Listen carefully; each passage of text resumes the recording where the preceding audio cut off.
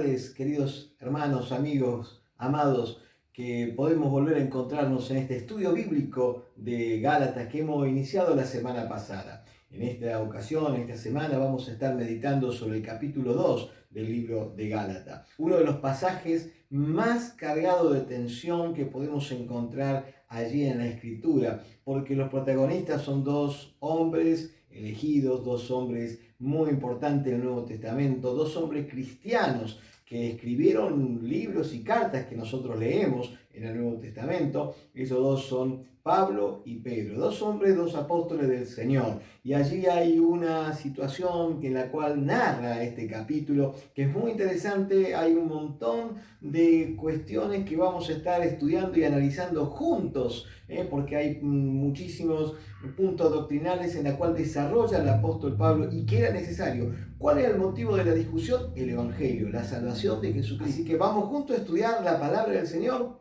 Te invito a que me acompañes.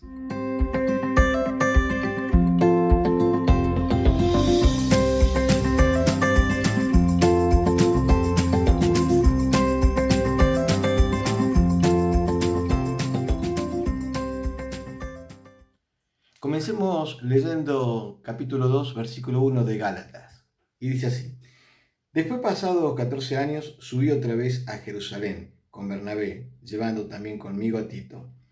Pero subí según una revelación, y para no correr o haber corrido en vano, expuse en privado a los que tenían cierta reputación el evangelio que predico entre los gentiles.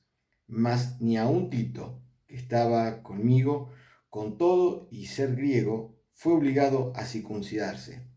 Y esto a pesar de los falsos hermanos introducidos a escondida, que entraban para espiar nuestra libertad que tenemos en Cristo Jesús, para reducirnos a esclavitud, a los cuales ni por un momento accedimos a someternos, para que la verdad del Evangelio permaneciese con vosotros.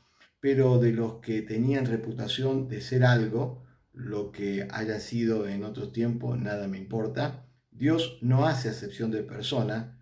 A mí, pues, lo de la reputación, nada nuevo me comunicaron. Antes, por lo contrario, como vieron que me había sido encomendado el evangelio de la incircuncisión, como a Pedro el de la circuncisión, pues el que actuó en Pedro para el apostolado de la circuncisión, actuó también en mí para con los gentiles. Y recorriendo la gracia que me había sido dada, Jacobo, Cefa y Juan, que eran considerados como columnas, nos dieron a mí y a Bernabé la diestra, en señal de compañerismo, para que nosotros fuésemos a los gentiles y ellos a la circuncisión. Solamente nos pidieron que nos acordáramos de los pobres, los cuales también procuré con diligencia hacer.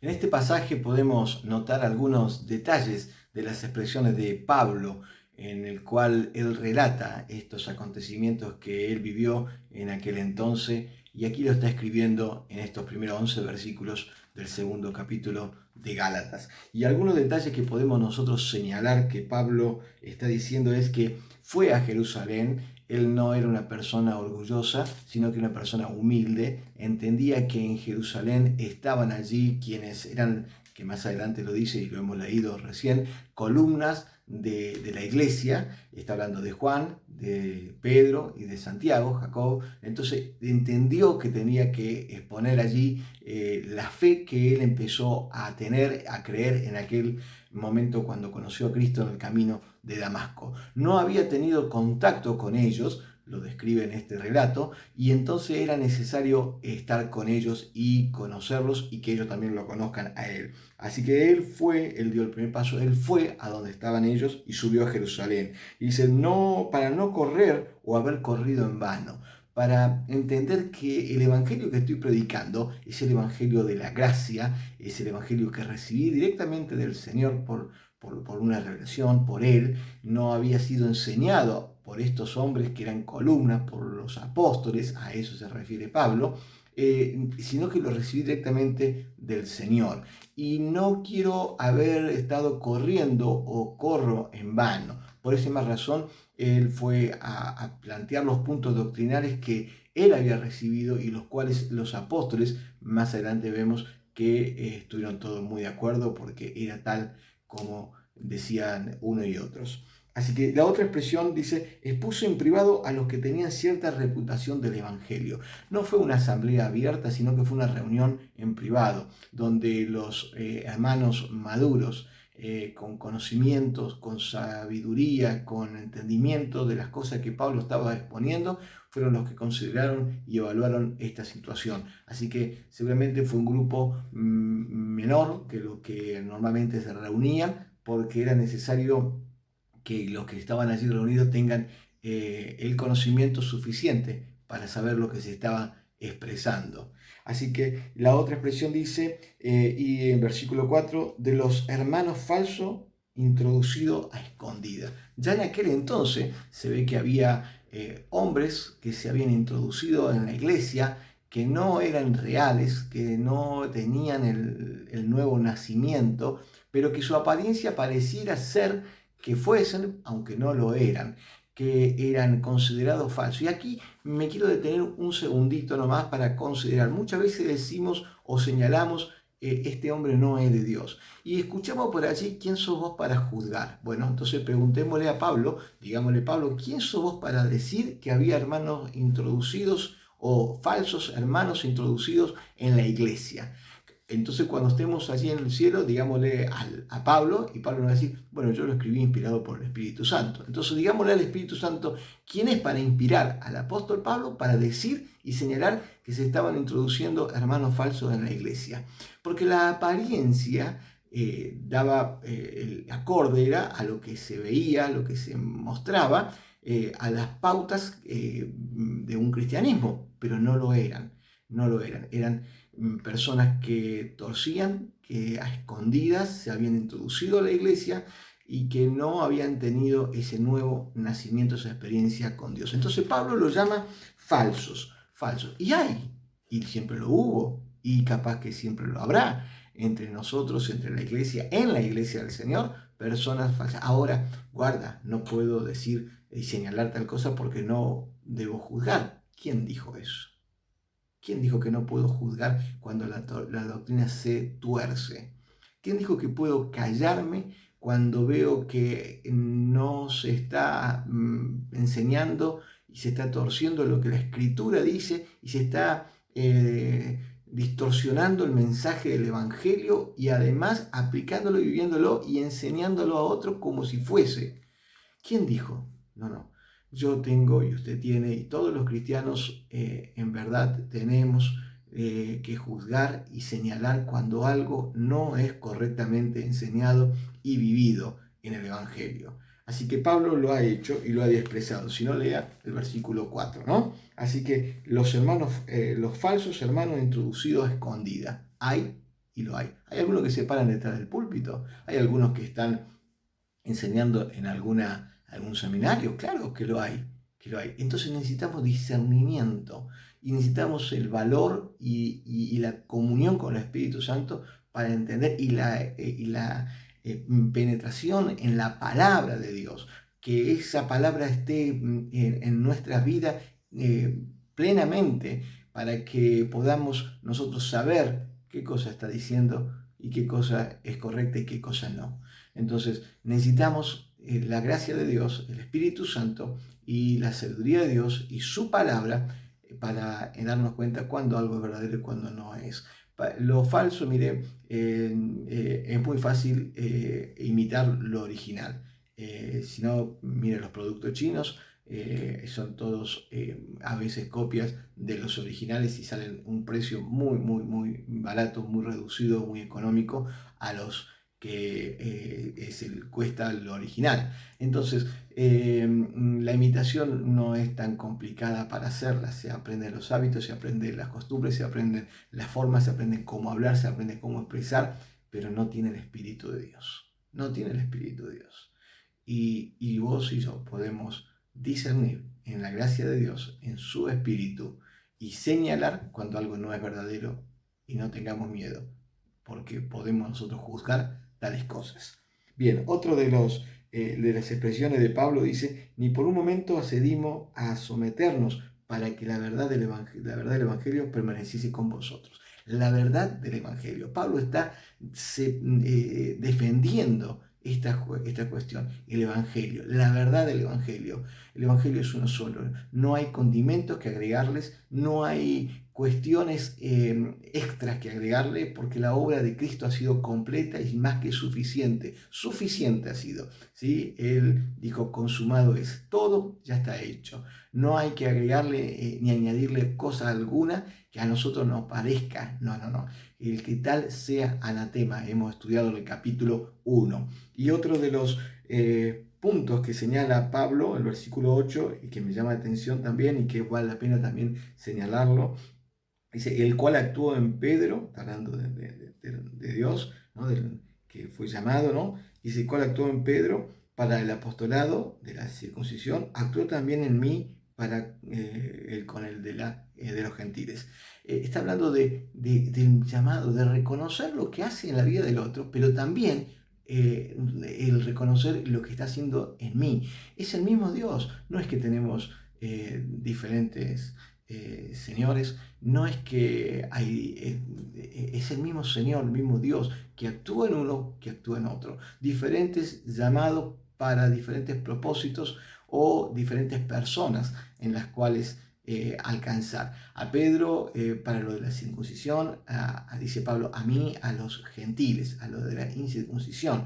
Pero el llamado es llevar el Evangelio, predicar el Evangelio. El mismo Dios nos llamó. Así que algunos tendrán algún tipo de ministerio, otro tipo de ministerio, pero el que nos llamó para cumplir la función conforme a su voluntad es el mismo, es Dios. Y el versículo dice, solamente nos pidieron que hiciésemos esto, que nos acordásemos de los pobres. Pablo podría haber dicho, epa, yo soy apóstol tanto como vos, Pedro, como vos, Juan. Yo soy apóstol como ustedes. Yo estoy predicando el Evangelio, mira el resultado de los convertidos que estoy teniendo. Y sin embargo, Pablo, con humildad, con mansedumbre, entendió que debía respetar y obedecer a ese pedido que le habían dado estos hombres de Dios también. Entonces dijo, nos pidieron esto, y claro, lo vamos a hacer. Y dice él más adelante, también procuré con diligencia hacerlo. Claro, él escuchó este consejo y lo recibió. ¿Por qué? Porque es necesario que con humildad podamos servir a Dios, porque aprendemos, crecemos y nos edificamos unos a otros. En los versículos 11 al 14 inclusive, hay un pasaje cargado de mucha tensión. Allí se encuentran y relata Pablo sobre una situación de estos dos hombres muy especiales en cuanto al llamado, en cuanto a la importancia para la iglesia, en cuanto a los que han escrito, en cuanto a lo que representaban cada uno de ellos. Es Pedro y Pablo. Ambos habían tenido una cierta discusión, a tal punto que Pablo le dice, lo tuve que confrontar cara a cara. Y eso está diciendo y está señalando, usted lo puede leer, no lo voy a leer yo, usted lo lee tranquilamente en su Biblia. Dice que no fue una cuestión menor, fue algo fuerte y que era muy importante de confrontar esta situación, porque la conducta de Pedro, nada menos que Pedro, aquel que había caminado durante esos 3 años junto con el Señor, aquel que había participado de tantas vivencias, tantos milagros, de tantas cuestiones importantes que la vemos en la Escritura, aquel Pedro era reprendido por este apóstol a los gentiles, este hombre también de Dios que era Pablo, y Pablo lo reprende y lo hace en público, porque en público fue la actitud de Pedro. Pedro había tenido una conducta inadecuada, incorrecta, hipócrita, la cual no era acorde a lo que se había establecido y no era acorde al evangelio del Señor, porque estaba tratando de tener algún beneficio personal y no consideró lo que realmente es el evangelio, y su conducta estaba tachando, anulando aquello que había estado de acuerdo, aquello en la cual había recibido al Señor en esa visión. Allí podemos encontrar en el capítulo 10 de Hechos, Pedro estaba tomando una postura muy distinta. Y el motivo de todo esto era el Evangelio.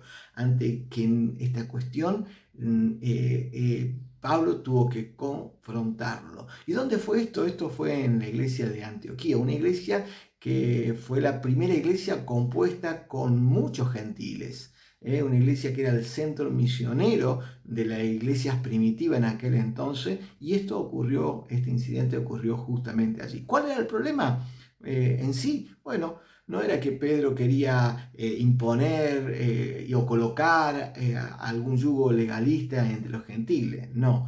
Pedro sabía que tanto los judíos como los gentiles eran salvos por la gracia de Dios, por medio de la fe y en la obra y persona de Jesucristo. Pero su error consistía en arrastrarse, en dejarse llevar, en ser cobarde y ser poco honesto cuando vio venir a los judaizantes con falsas pretensiones, con falsas posiciones, con querer incluir a la fe, a la gracia, a la salvación, cosas que no eran acorde, ni era parte, ni era necesaria para la salvación de las personas. Entonces Pedro prefirió acercarse a ellos en vez de tomar una postura y pararse en lo que es el Evangelio. Entonces fue poco honesto. En ese momento donde más se necesitaba defender la verdad del Evangelio, Pedro no lo hizo. Y prefirió retirarse porque él prefería estar con aquellos que por ahí lo tenían más en popularidad. No quería perder esa situación de amiguismo. No quería perder esa simpatía con aquellos judaizantes y prefirió eso que pararse en la verdad y confrontar a estos que querían incluir cosas que no eran bíblicas. Esto a veces encontramos que suele pasar en algunos que no se animan a decir la verdad por seguir y querer conservar la amistad con otros que en verdad están torciendo el Evangelio, que no están practicando, que no lo están enseñando conforme a la palabra de Dios y que están incluyendo algunas cosas que no son parte de la iglesia de Cristo del Nuevo Testamento. Incluyen algunas cosas, vivencias del Antiguo Testamento, incluyen algunas prácticas que no tienen que ver con la vida del cristiano, pero que no quieren confrontar a estos porque son famosos, porque llenan estadio, porque, bueno, sacarme una fotito con él me es más importante que pararme en la verdad de Dios. Entonces, hombres, mujeres que decimos confesar a Cristo como nuestro Señor y Salvador, que leemos la palabra de Dios, que hemos sido llamados a cumplir un ministerio, que hemos sido llamados a vivir y andar en la verdad del Evangelio, ¿cómo no defender el Evangelio? Como lo hizo Pablo, sin temor, sin perder nada, sin tener temor de perder nada, porque lo peor de todo es perder la verdad, es perder vivir en la verdad por querer ganar la amistad de aquellos que ni siquiera la viven, ni siquiera la quieren practicar y todavía la tuercen. A ver, ¿quién te llamó al ministerio? Dios. Entonces, a Él nos correspondemos. Y eso es lo que hizo Pablo. Pedro no estaba actuando conforme a lo que había sido llamado. ¿Cuál sería la consecuencia de esta actitud de Pedro? Bueno, que siendo él columna de la iglesia allí en Jerusalén, columna de la iglesia existente, la iglesia del Señor, de aquella iglesia primitiva, arrastraría a los gentiles a seguir tales costumbres y aceptar un yugo que no era conforme al Evangelio de Jesucristo. Y no solo eso, sino que también arrastró, dice, que también a Bernabé, un hombre conocedor de la palabra, un hombre que había sido instruido en la palabra. Vemos un testimonio maravilloso de la vida de Bernabé, también había sido arrastrado hacia esta actitud de Pedro. La influencia y las decisiones de Pedro estaban siendo de gran influencia para muchos, no solo para los gentiles que podían verse alterado el evangelio que Pablo había estado predicando, sino también la vivencia y haber sido arrastrado a esa actitud con un hombre como Bernabé, que era un hombre maduro. Pero aquí también tuvo la misma actitud de Pedro, fue arrastrado. Entonces, no seamos impulsados por otros cuando sabemos cuál es la verdad. No seamos arrastrados por otros porque es nuestro amigo o no queremos perder la amistad o no queremos perder el contacto, porque entonces tratamos de acomodarnos conforme a sus actos o sus enseñanzas que no son tan acorde, que no están en las escrituras, que no están en la vivencia de Dios. Y por no perder eso, nos callamos. Si hablamos, seguramente vamos a tener menos amigos, porque muchas veces no vamos a caerles muy simpático a mucha gente. Bien, leemos el versículo 15, 16 y 17 de este capítulo 2 de Gálatas. Dice: nosotros, ahora habla de ellos, los judíos conversos en Cristo, judíos de nacimiento y no pecadores. Hace la diferencia aquí con los gentiles. La NBI dice paganos, pecadores. Entre los gentiles, ellos no recibieron ley escrita, esta ley para que sean guiados a la salvación, para entender sobre la salvación y vivir en esta justicia. Los gentiles tienen esta diferencia, está marcando esta diferencia con ellos mismos, sabiendo que el hombre, es decir, toda la humanidad, no es justificado, no es declarado justo por la obra de la ley, sino por la fe, y nada más, nada menos que por la fe de Jesucristo. Nosotros también hemos creído en Jesucristo para ser justificado por la fe de Cristo y no por las obras de la ley, por cuanto por la obra de la ley nadie será justificado. Y si buscamos ser justificados en Cristo, también nosotros somos hallados pecadores. ¿Es por eso Cristo ministro de pecado? Y termina diciendo: en ninguna manera, en una forma contundente, una negación contundente, que es una expresión muy común en griego. Pablo, escribiendo a los Romanos en el capítulo 3, versículo 28, dice: concluimos pues que el hombre es justificado por la fe sin las obras de la ley. ¿Es Dios solamente Dios de los judíos? ¿No es también Dios de los gentiles? Ciertamente, también de los gentiles, porque Dios es uno, y Él justifica por la fe a los que de la circuncisión, judío, y por medio de la fe a los de la incircuncisión, los gentiles. Siempre es por medio de la fe. Esto dice Pablo. En Gálatas, en los versículos 18 y 19, está señalando Pablo lo siguiente: porque las cosas que destruí, las mismas que estimo como pérdida, que habló Pablo en Filipenses, y tuvo por basuras, en aquel entonces, el capítulo 3 de Filipenses, las mismas vuelvo a edificar. Está hablando justamente esto, señalando en entender que no puedo volver a la ley, no puedo volver al yugo en la cual estaba, cuando ya ahora tengo la gracia de Dios a través de esa obra redentora de Cristo Jesús. Por eso cuando leemos en estos versículos que ya no es por la ley en la cual nosotros somos justificados, no nos puede justificar, no ha alcanzado, simplemente la ley ha sido un espejo para mostrarnos nuestra condición delante de Dios. Todo esto lo ha desarrollado Pablo en Romanos, pero en Cristo Jesús, Él y nosotros y todos aquellos que creemos, encontramos la gracia para nuestra salvación. Si vuelvo a colocarme bajo la ley, me convierto en transgresor. Y la ley estuvo por más de 150 años en el pueblo judío y ellos no pudieron ni siquiera cumplirla, porque todos la transgredieron y todos fueron transgresores de ella. Así que la ley no te salva ni te justifica. Entonces Pablo está diciendo: ¿para qué volver a aquello en el cual Cristo ya cumplió, pagó y se entregó por cada uno de nosotros para la salvación de nuestras almas? Los clavos que dieron muerte a Jesús en la cruz también dieron muerte a la ley. La obligación que teníamos con la ley llegó a su fin en aquella cruz. Allí puso fin el Señor de una vez y para siempre nuestra relación con la ley. La ley requería de nosotros una cosa como pecadores, que era la muerte.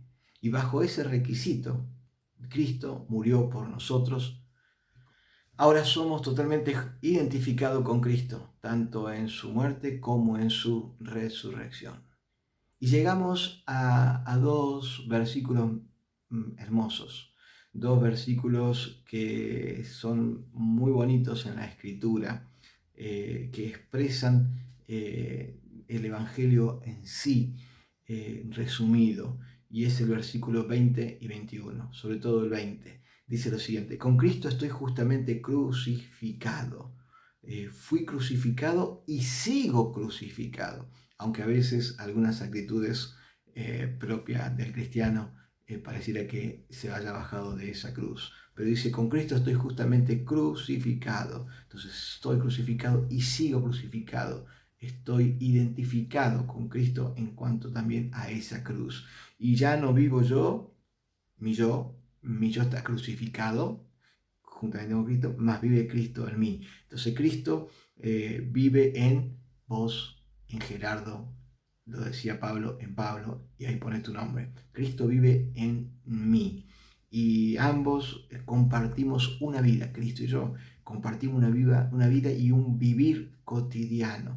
Entonces, este pasaje es muy, muy, muy interesante, muy precioso para sumergirnos, estudiarlos y vivirlos sobre todo y aplicarlo. Y lo que ahora vivo en la carne, lo vivo en la fe del Hijo de Dios. Vivimos todo por la fe en Él, en Cristo Jesús, el cual me amó y se entregó a sí mismo por mí.